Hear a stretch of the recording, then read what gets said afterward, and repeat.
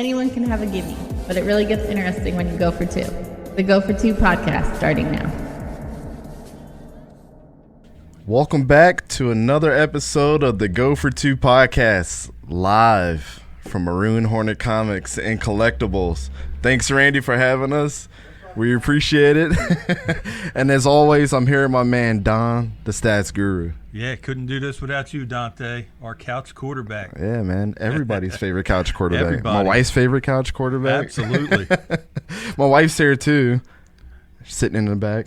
Yeah, great to have the whole team here. That's great. Hey, man, this is going to be a fun show today. Randy is also a Jacksonville Jaguars and Florida State fan. But we're going to go ahead and kick off a couple things before we go ahead and introduce him and get him on the podcast.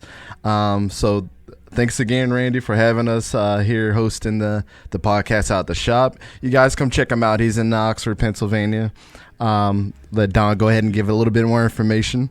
Yeah, we're here at 19 South 3rd Street in Oxford. This is episode 10 for our podcast, and we are at the Maroon Hornet Comic and Collectibles. Downtown Oxford, watching the people go up and down the street, hoping they come in to shop here at the comic store.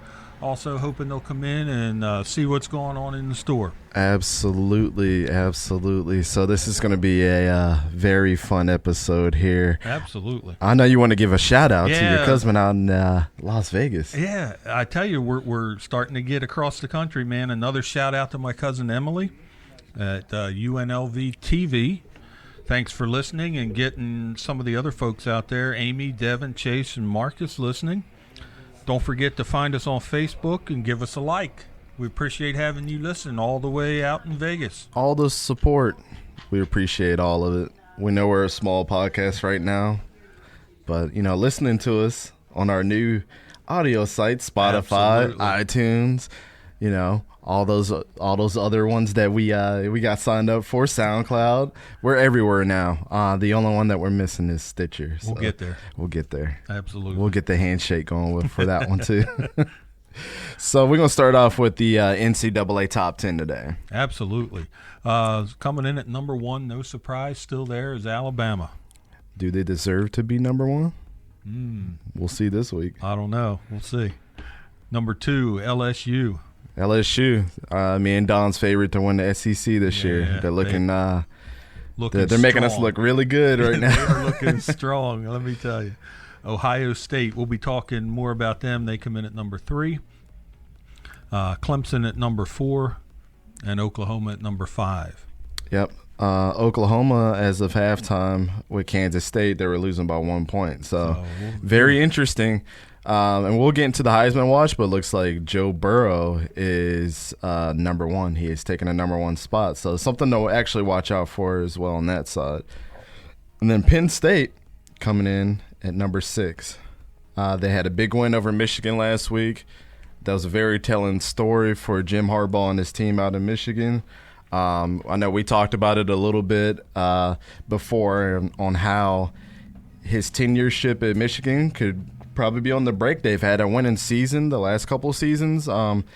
But, you know, close game. I think it was a pretty close game. I don't know the score off the top of my head, but it was a close game. Yeah, Michigan made it a game. It wasn't early on, but they did have a nice comeback, and it was a pretty decent game at the end. As far as the podcast last week, Florida and South Carolina were playing. They had a little scare as well. Yeah. We were hoping that they would have got beat. So, yeah. And then Florida hangs in there in the rankings, though, man. I'll take that one for you because I know you don't want to talk about that. Yeah. They're number 7. You can go ahead with number 8. Notre Dame, the elephant in the room, the independence team that's not part of any conference. Number 8, they're looking scary. Like I said, they took that loss to heart. Kind of like how Wisconsin's doing today. Yeah. They took their loss to heart, and they're playing really, really well. They're playing really good football right now. Auburn's coming in at number 9. Yep. I don't think they deserve to be there. I don't think they deserve to be there. I don't think they'll be there too long. And I don't even think this team deserves to be in the top 10. Ooh. Georgia. We had them being runner-up. Yeah. They're not where they should be, but they are still playing competitive. So definitely top 25. I'm not too sure about top 10. Not top 10 for sure. So as far as the Heisman watch goes, our man Joe Burrow is finally number one. Good, finally number one. Well, to me, it's a tied race, depending on how Jalen Hurts ends up being today. Yeah. If he makes a mistake, then definitely Joe Burrow is not going to. That's true. Especially if they win against Alabama this year, LSU. Joe Burrow should be number one. I think so. He's definitely looking good. And we're following up Tua. We know he had an injury last week. Justin Fields, solid quarterback. And then Jonathan Taylor for Wisconsin seems like he's putting the team on his back. Yeah, he sure does. They're actually, we'll just carry Wisconsin into our games of the week. Wisconsin's sitting at 13 right now. They're playing number 3 Ohio State. The big tell in this one is which team's going to give more. Wisconsin's averaging over 200 yards a game rushing, and Ohio State's only giving up about 92 to 95 yards a game to the rush. So something's got to give here. Somebody's got to really pull this one out. Yep, absolutely. I agree with all the games of the week, especially this one, Notre Dame versus Michigan. Yeah, number 8 versus number 19. Just heard today, didn't know that rivalry started back in like 1887. That is incredible That's to think a very about, interesting man. stat, man. Incredible Absolutely. to think about how long they've been going at it. Can you imagine the equipment they were wearing at that time, huh? Leather helmets. Yeah, man, that's crazy. Notre Dame and Michigan, totally a game to watch. Is Notre Dame for real? Can Michigan come back from a devastating loss last week? And can they step up and be the team that Jim Harbaugh expects them to be for the rest of the year? Well, we talked about Auburn being in the top 10. They may drop out of that. They're playing LSU this week. Mm-hmm. So I don't think it's going to be a close game. I don't think it's going to be close either. Halftime, the game is going to be over. Yeah. These games of the week, some of them might not be that close, but they're all ranked teams in the top 20, and it's going to shake up the top 20 this week. I think so as well. So now on to the fun part. We were wrong last week. Yeah. We were 0% right. Well, this is a little different on the upset alerts this week. This is purely by statistics only, okay? We got Michigan State over Penn State, number 6 Penn State. Yes, you heard that right. Penn State coach Rich Franklin is only 1-4 against Michigan State, and Michigan State has won 5 out of the last 6 meetings. So looking for that to continue. It's very interesting, man. Same coach has been there for years Yeah, at Michigan State. Exactly. The other upset, we're looking for Washington State over number 11 Oregon. Washington State, Oregon. You think, wait, how are you picking that? They just beat Washington last week. Yeah, well, the problem is Oregon is 0-4 in their last 4 meetings against Washington State, including previous years where Oregon's been a ranked team. I think their quarterback threw like 8 or 9 touchdowns that one game against UCLA or something crazy. Yeah. Watch out for that one. Yeah, that's going to be interesting. So we want to go ahead and bring Randy on the mic, and we're going to talk about some of our favorite teams. Welcome, Randy, to the Go for Two podcast. We appreciate you, man. Thank you, guys. I appreciate you coming out and being part of the day-to-day with us. So thank you so much for showing up. No problem. Yeah, I found it kind of amazing talking to Randy. I mean, I knew he liked the Jacksonville Jaguars all this time, but when I found out he was a Florida State guy, I'm like, oh, you and Dante got a lot to talk about. Hey, man, we got a whole bunch to talk about. We got to talk about this mess that they keep blaming on Jimbo Fisher. It's really driving me nuts. Then you're not going to like what I have to say. I agree. I think Jimbo Fisher saw that things were going to go downhill, and they're going to go downhill quick. Yeah. And he got out while the getting was good. So he wanted them just to build those facilities, and you know, I want better for my players. You guys want to give me the money. It's not about the money, but you know, he went to Texas A&M, got paid, and got the facilities that are the best in the country. Yeah, so. He did. But as you see right now, I don't think that's where his heart's at. I agree. I don't think he's happy there. I think he really wants to be somewhere else, and I think he knows he's got a tough road to hoe with Texas A&M. Mm-hmm. Definitely. I think all the coaches that were under Nick Saban at some point have now made it a mission to beat Nick Saban, and the only one that's been successful is Dabo Swinney. Yeah.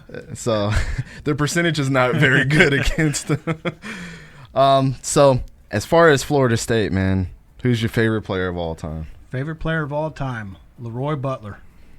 Absolutely incredible player. Loved watching him play high school. Being from Jacksonville, Florida, played at Robert E. Lee High School. Great guy, great kid. Grew up to be a great football player in the NFL as well. So absolutely a role model for children today. Right. Yeah, Leroy Butler was a very interesting player. He played a lot different than everybody else too. His mindset, he was really smart.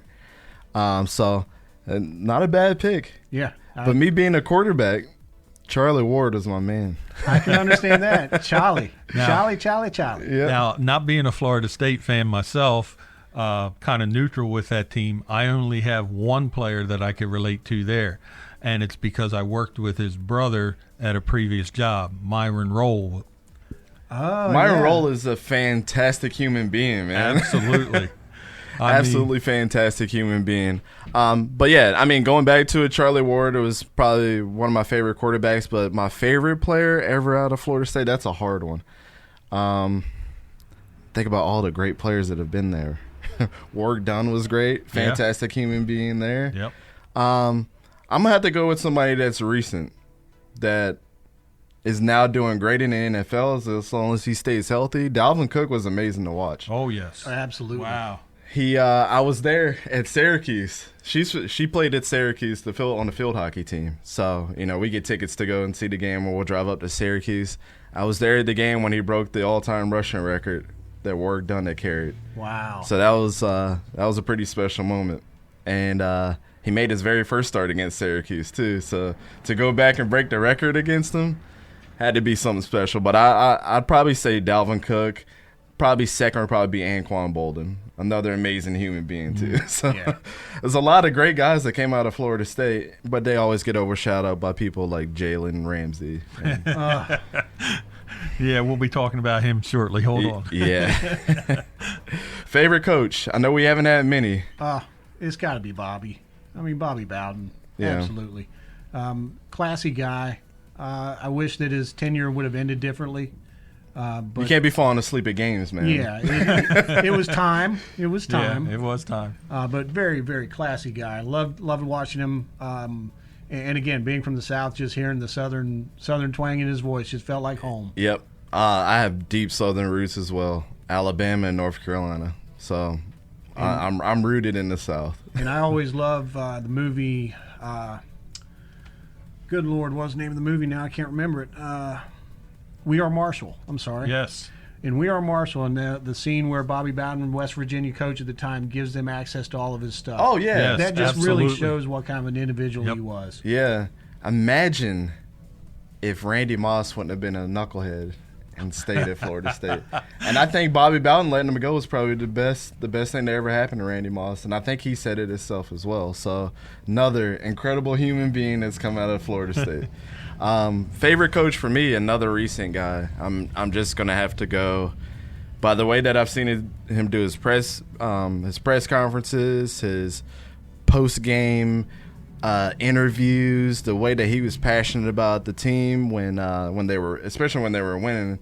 Jimbo Fisher to me was an awesome coach, and I know he gets a bad rap, but he always went to bat for his players. And he wanted the best for him, especially in the game. I think he brought a lot out in his players that they didn't think that they had. Because you look at the guys right now like Ronald Darby and all these other guys that aren't really doing that well. It really tells you that Jimbo Fisher brought something in them that they didn't think that they had. So I'm going to just have to go with Jimbo Fisher, man. I wish he'd come back. I really wish he'd come back because we are struggling right now. Yeah. Go into another thing. Favorite game or moment that you've seen? 1988, Clemson. Remember the Rooski, baby. Remember the Rooski. Yeah. That was one game I will never forget, and absolutely my favorite of all time. Right. And I think this is kind of like old school and new school. My favorite moment, just because I was old enough to understand what was going on finally. I know it was a couple years ago, but that catch that Kelvin Benjamin made in the end zone against Auburn when we were down to win the national championship. Yeah. And on top of that, I'm also a Seahawks fan. The Seahawks won the Super Bowl that year. So that was a great year for me. But that's probably my favorite game and moment. Next to Dalvin Cook breaking the record at Syracuse because I was there. So, and I know you've been to a couple games at the Doak. I've never been. Been to a couple. This is back when they had bleacher seats. So I'm aging myself on this one.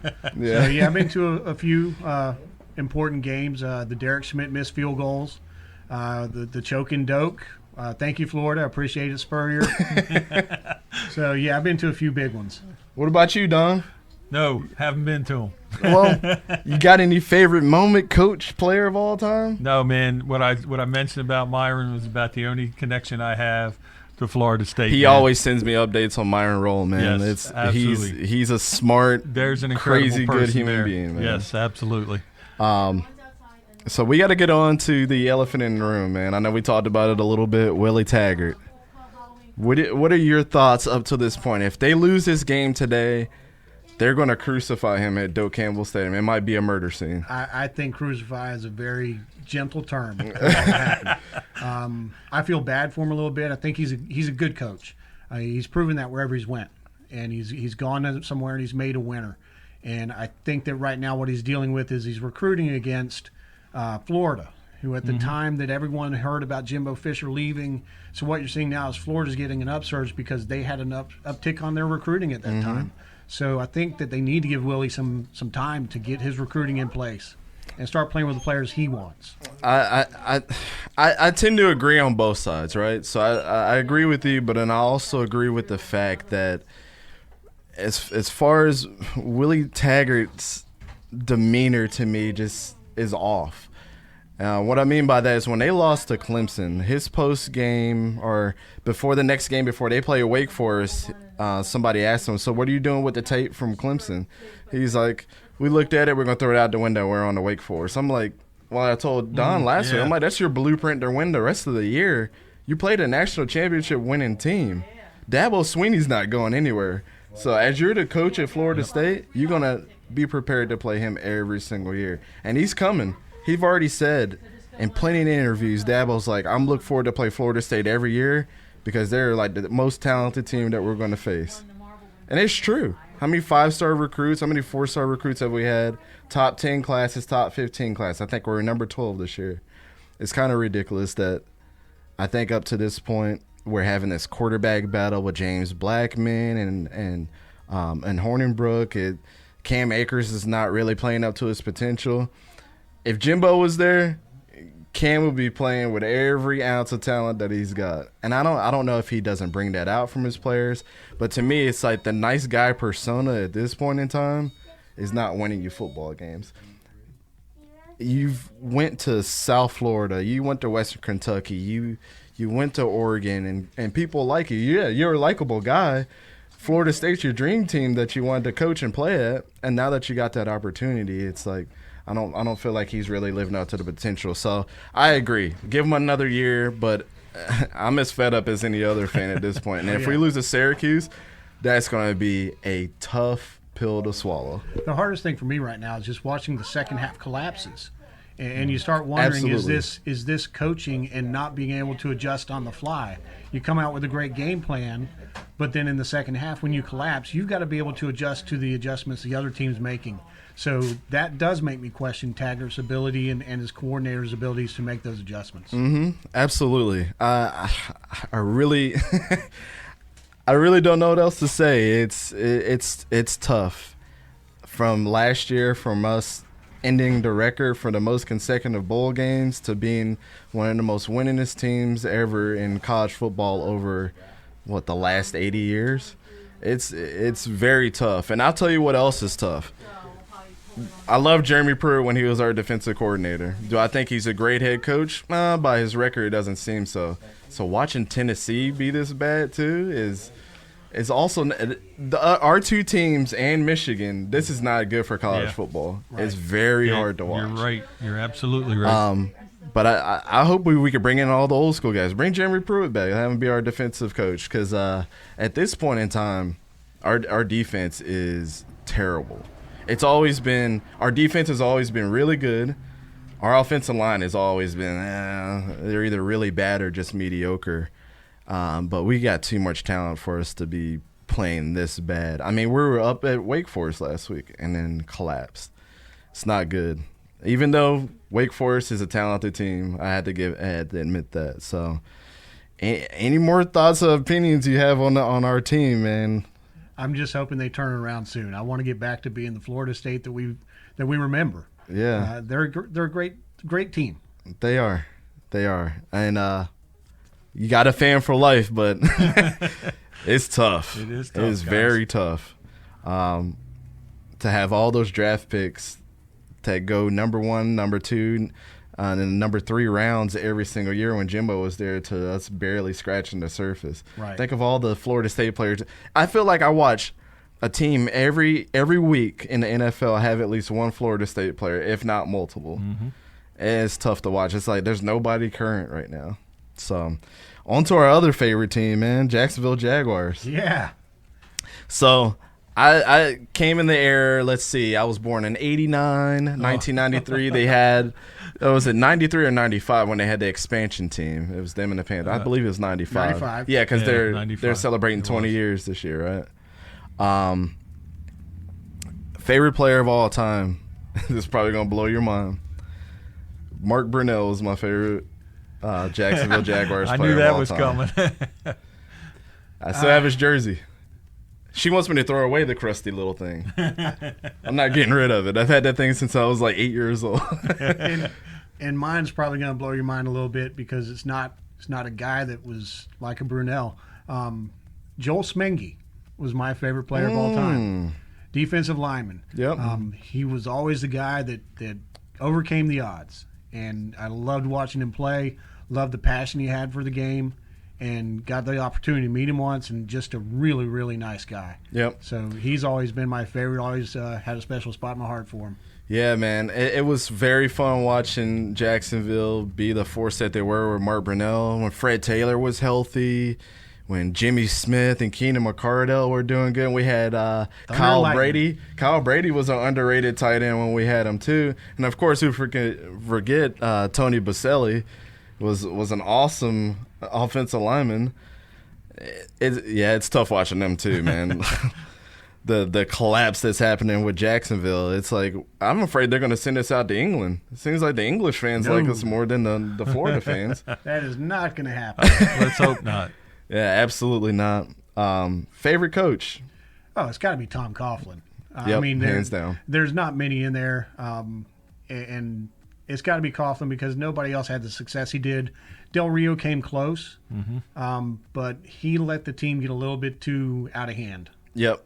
When he first got there, it was like my way or the highway. Kind of, I compare him a little bit to how Jimbo Fisher was. It was he got those players to buy in when we had David Garrard to buy in, and he seemed like a superstar quarterback in some games. And don't forget, though, Del Rio also put an axe inside the locker room for people to chop wood with. Yep. And how'd that turn out for us? It's kind of laughable. Yeah, I'm going to have to agree with you, Tom Coughlin, man. I'm glad he's back with the organization. Do I wish he could coach again? Yeah, but, on to a new era. At least he's part of the team, and I think with his presence being there, being felt, it's they're making the right decisions. I think it was good bringing in Nick Foles, but I don't know if you agree with this, having Blake Bortles go all the way out to the Rams. I'm like, you didn't really help this guy at all. When he had Allen Robinson and Allen Hurns, he had an amazing year. He's one of those quarterbacks where you have to put the pieces around him. You can't you expect him to pop the popcorn by himself. I don't know. I'm not a big Bortles fan, and I guess for me, I see your point about putting the pieces around him, but we've got a 6th-round quarterback sitting there right now with the same pieces, and he's not throwing interceptions, pick sixes. I agree. And he's doing so much better. Shout out to Uncle Rico. Uncle Rico, Absolutely. yes. Fear the mustache. Yeah. So I love him, man. I think that Bortles as long as he had his good game on, he was a great quarterback. But his bad game was so much more horrible than any other quarterback in the league. Yep. I just feel like after one interception, he became really unmotivated to play the rest of the game. It was very tough on him. I mean, he was even like that at Central Florida, very hard on himself. But our coaching staff has been all over the place, just like Florida State's has. I mean, how many new coaches and new offensive coordinators and quarterback coaches? And, I mean, thank God we got Keenan McCardell there being the wide receivers coach. That's one familiar face. But having Doug Marrone there, I mean, I think he's a good coach. I just don't think he's the right coach, if that makes sense. I mean, you got Jalen Ramsey going now, so that's one personality that you don't have to reel in all the time. But it's another tough team to root for every year. But what's your favorite game or moment? That's a simple one. The one that's really as far as the game goes is going to be Denver, 1996. Mm-hmm. I worked at a place called Alltel down south, and we had our name on the stadium. So because of that, we would get visits from the players. We were very close with the team. Jackson DeVille, the mascot, would come to our events. Yep. So we really got close to the team with that. And to hear Woody Page say the Jaguars don't even deserve to be in the playoffs, and to be insulted the way we were, to go up there and really stick it to them, that was an amazing day. And then that night, going to the stadium, there's 20 to 30,000 people in a stadium to root this team on after the game was over and the plane got back into Jacksonville. That to me was an amazing moment. So being part of that will always be special to me. I had to agree, man. I think I watched that full game a couple times, and I think they were talking about some of the greatest games ever of all time. I think it was ranked like number 10. So I had to agree, man. That Denver game was a special one. Probably the best moment for me, and I don't think I've ever seen the team so excited up to this point, is when we drafted Fred Taylor. That was a huge moment for Jacksonville, and for him to come in and do what he did his rookie year, and from there on out. I just hate that he got hurt, man, because think about the potential that Fred Taylor had as Absolutely. well. But that was kind of my favorite moment. I know he's a Gator. I get it. Not when he put on that teal. He was a Jaguar. Yep, exactly. So that all got thrown out the window. My favorite moment would have been when they announced the team.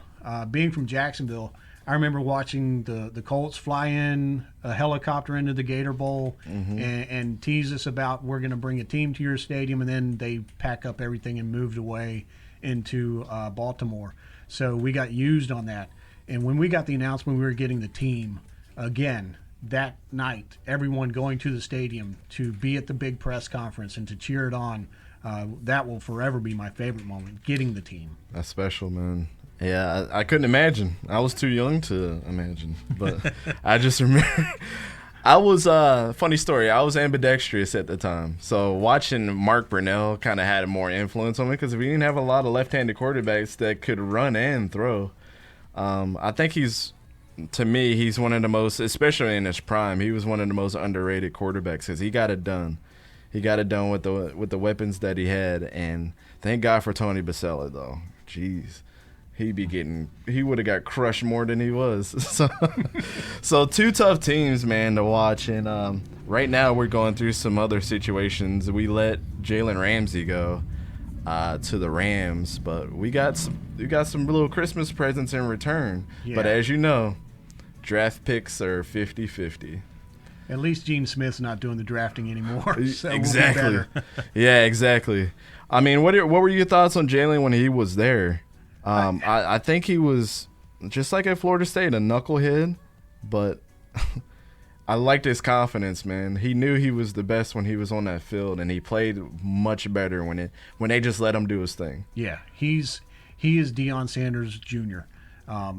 Absolutely, he has a swagger. On the field, incredible player. Off the field, I don't know that I can agree with everything he's done. I think he puts himself first on a lot of things when it comes to being off the field. Mm-hmm. So am I happy he's gone? I'm not happy he's gone, but I'm also understanding, and I'm happy we got what we did for him because we got a king's ransom for him. We did. Yep. And that also tells you, to him, it must feel good to get traded for what we got in return. He's probably like, man, I was the man for them to trade away that and to get me in return. And he's making the same kind of money that he had in Jacksonville. It was a win-win for everybody. But that was tough to swallow, too, for me. Of course, it's a little different because we knew how he was at Florida State, too. I just wish that he was like, what's his name that plays for the Chargers? Derwin James. I wish he had the attitude of Derwin James because Derwin James was awesome, too. Had a great rookie season with the Chargers.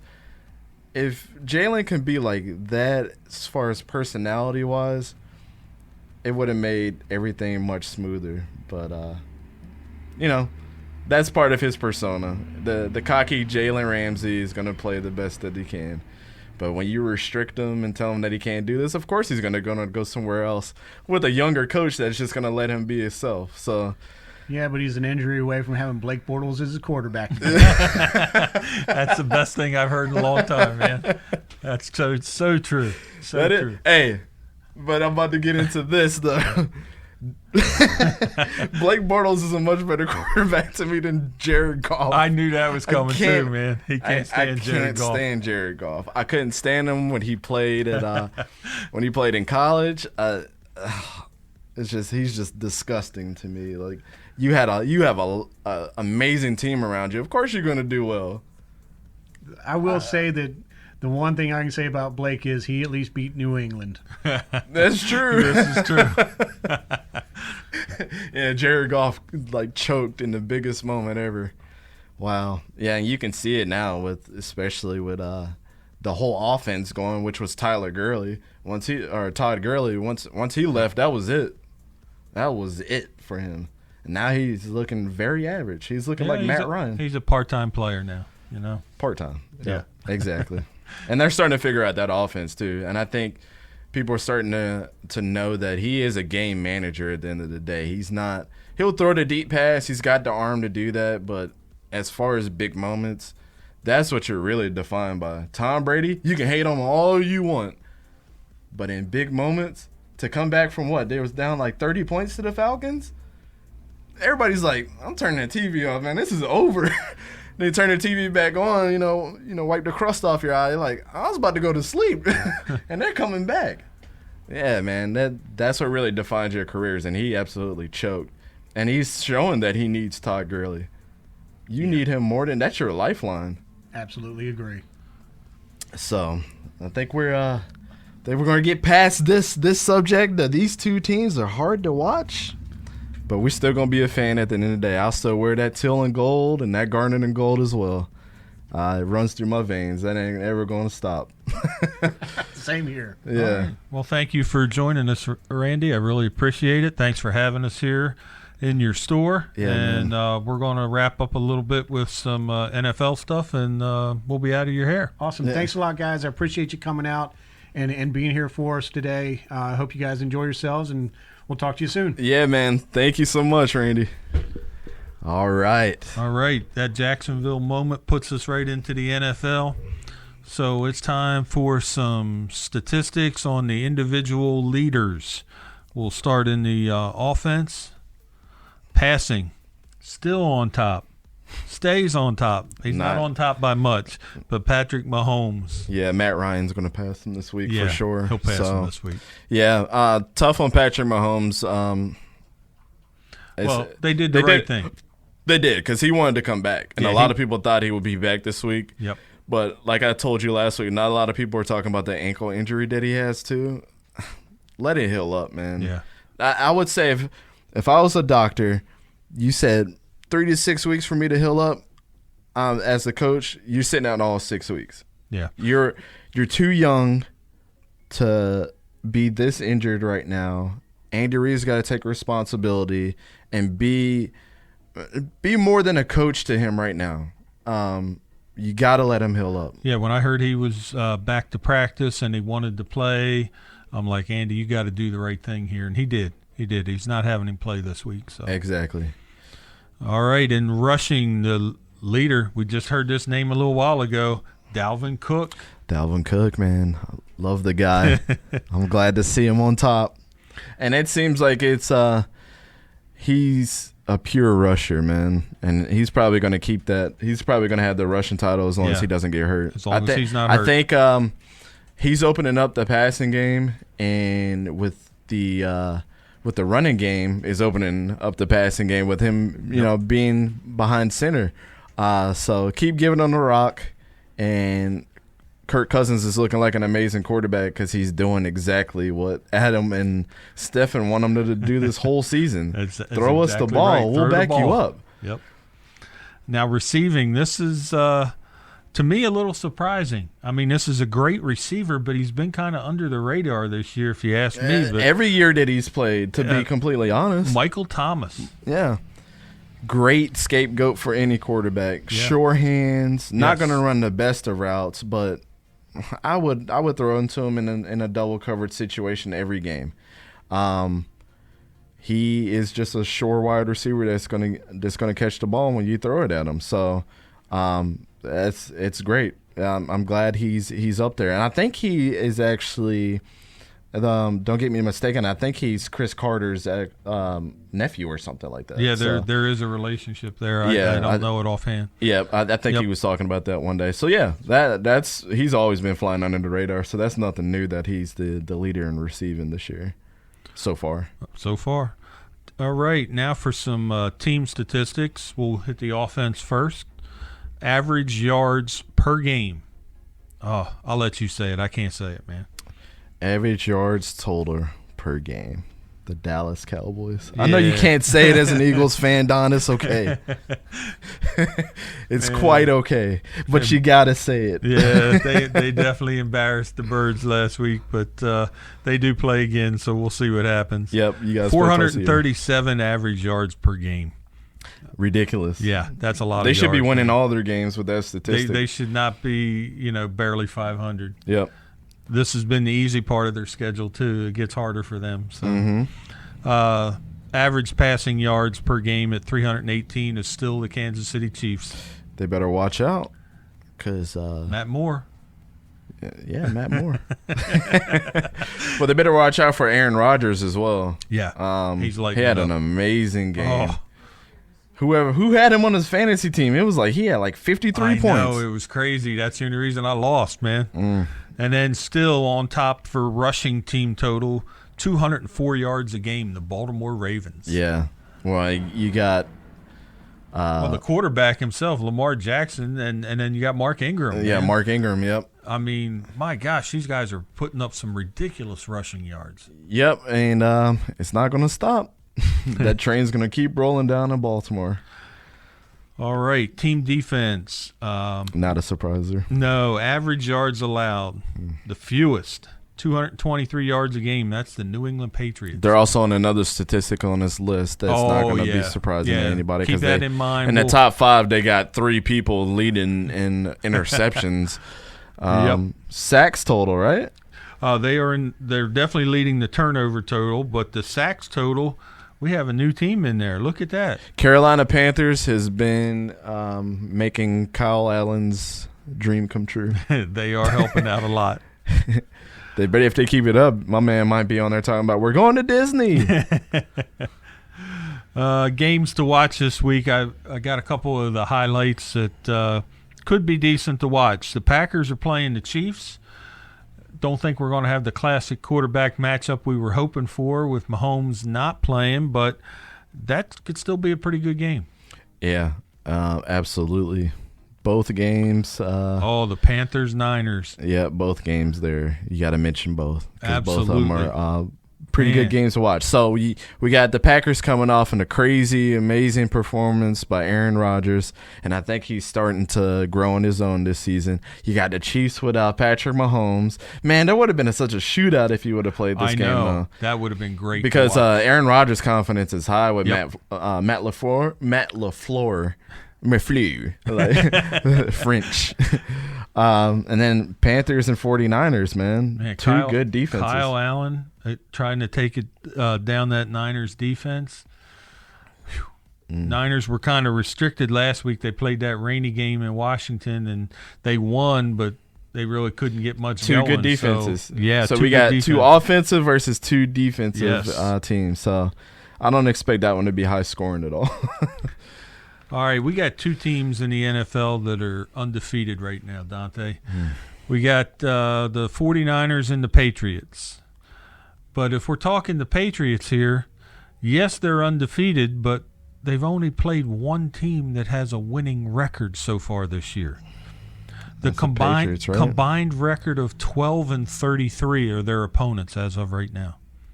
And the only team that's got a winning record that's flying under the radar is the Bills. Yeah, now I will say the Bills are in the same division, so they're still playing some weak teams too. They haven't really had a tough schedule either, but they did play pretty close against the Patriots. I think that was 16-10. Mm-hmm. Yeah, so I mean, the Patriots rode the rest of the season. They got coming up, they got Browns, Ravens, Eagles, Cowboys, Texans, Chiefs, Bengals, Bills, Dolphins. So they have a few of them that could be road bumps, and then they'll end the season pretty decent. Yep. Should still win the division, but do you think based on who they have left to play, is that 0 going away, or are they going to lose one? With the way that the Browns are playing, I think that's a sure win. Ravens, good game. Good game because indeed. They've already played the Chiefs, which was a good team. So the Ravens are gonna come at them. So with the Eagles, it could be half and half. The Cowboys. That if that stat that we went back to with total offense is the truth, then they should win that game as well. Right. I don't know. Texans playing good. This is a tough schedule to be completely honest. It is. It's getting harder for them. They had the easy part of their schedule, like I said, playing the Redskins, Giants, Jets, Dolphins. I mean, there's really not much going on there. So out of these 9 teams, we got 1. I see 2 or 3 maybe. It could be lost. I see 4. I'll go with the Ravens, Cowboys, Texans, and Bills. Okay. That's what I would go by. All right, now we got the 49ers. Undefeated as well, but guess what? It's kind of the same thing here. Their combined opponents' records are 11-29, and the only team that they played with a winning record were the 4-3 Rams. And the Rams don't look that good, to be completely honest. Now, their schedule does get pretty difficult here. They got the Panthers. Mm-hmm. They got the Cardinals, mm-hmm. Seahawks, Cardinals again. Then they have the Packers, Ravens, Saints, Falcons, Rams, Seahawks again. That is probably that's probably the most crazy stretch, 9-game stretch for a team. Ooh. Because you got the Panthers, defense is amazing. Yep. Kyle Allen hasn't thrown a pick all year. Right. And he's the ultimate game manager. He's what Jared Goff should admit that he is. True. And they're winning games. Plus, like we already discussed last week, Cam Newton is not the right fit for the Panthers because Ron Rivera is going to restrict him. Whenever you restrict a quarterback that's that talented, he's going to do this bad. So, yeah, keep Kyle Allen in, put Cam Newton on the bench, trade him in the offseason, and get him out of the situation. Get some money, get some draft picks for him, get some of that cap room back. Cardinals, they're looking good. Yeah. To be honest, they're looking good because Kyler Murray's getting better every week. I was totally wrong. Heather will tell you, I'm not the biggest Kyler Murray fan in the NFL. He looked very scared and timid this year. He's getting better. The last 3 games has been crazy good for him. Seahawks, come on now. As long as Russell Wilson's there getting all the touchdowns. I know, man. They got a tough road here. Packers. Aaron Rodgers, Matt LaFleur, their combination that might be the new Bill Belichick if they keep messing around. Ravens, good team. Saints, who knows when Drew Brees is going to be back? He should be by that point, I would think. No, keep the hot hand in. I don't care. Seriously, I don't care. Falcons, they suck. Rams, not good. then they play the Seahawks again. So I don't see them winning 7 out of these 9 games. Yeah, I think they're going to have a tough road. I think reality's going to smack the Niners here real soon. Mm-hmm. So we'll see. We'll see. Absolutely. But you can't dispute it. They've been good up to this point. So, all right, guys. I think that is it for episode 10, man. That is it, man. It's been great sitting here, watching people come in and out of the store, watching people outside, traffic going by. We got great hosts here. Yeah, man. Maroon Hornet Comics and Collectibles, downtown Oxford. Make sure come check them out, guys. Check them out. Absolutely. So after this episode, we're gonna talk some comic books now because that's my other passion. I'm currently rereading House of M right now because it's an amazing storyline. And Old Man Logan. We talked about. Me and Don talked about Mysterio not being the best villain of all time, but when it came to that storyline, he really had something to say. So we're going to go ahead and wrap it up here. This has been the Go for Two podcast live in Oxford, Pennsylvania from Maroon Hornet Comics and Collectibles. And like we always say, it's never a gimme. Yes, always go for two, guys. We'll see you later. Thank you for listening to this week's episode of the Go for Two podcast. Please follow us on Instagram and Facebook at the Go for Two podcast. Also, if you liked what you heard and don't want to miss an episode, please follow us on iTunes.